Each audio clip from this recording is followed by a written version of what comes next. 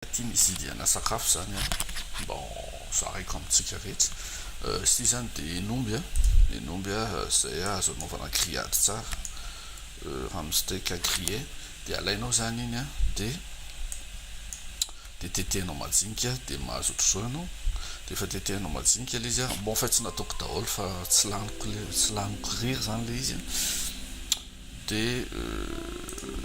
ampiarahanao amina ingrédient ka ny ingrédient ampiarahako aminy de misy le hoe 5B ty zao a le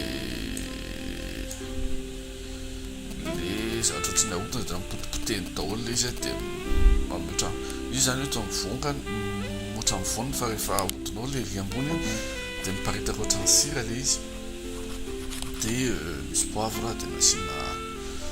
nasina moutarde de aveo zany zay a rehefa nampiarahana de marineko nasiko menaka de nasina sira kely de marinena avelo ohatrany hoe atondrono de aveo zany a nakandray koa ovy sy karoty de ovy sy karoty zany ampangotrako de aveo voasako ampangotrako autour de 5 minutes à peu près ça non bon 10 minutes 10 minutes de voasana aveo le izy a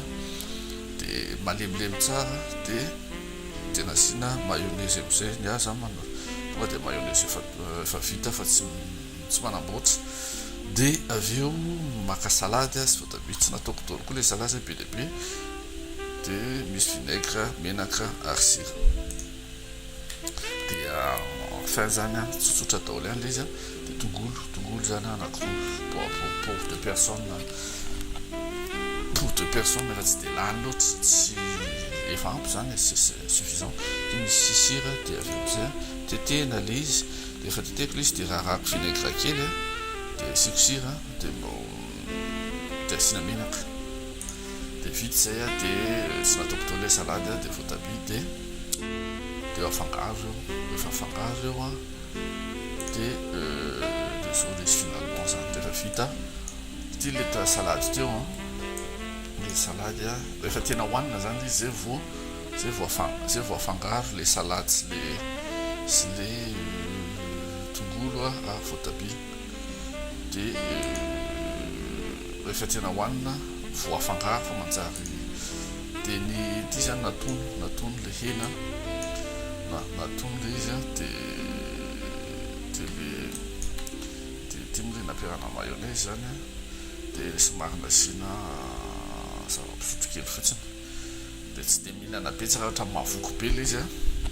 de zay de misotranao aritra anjery miavatsika ty misy idiana sakafo zany bon zaraiko amintsika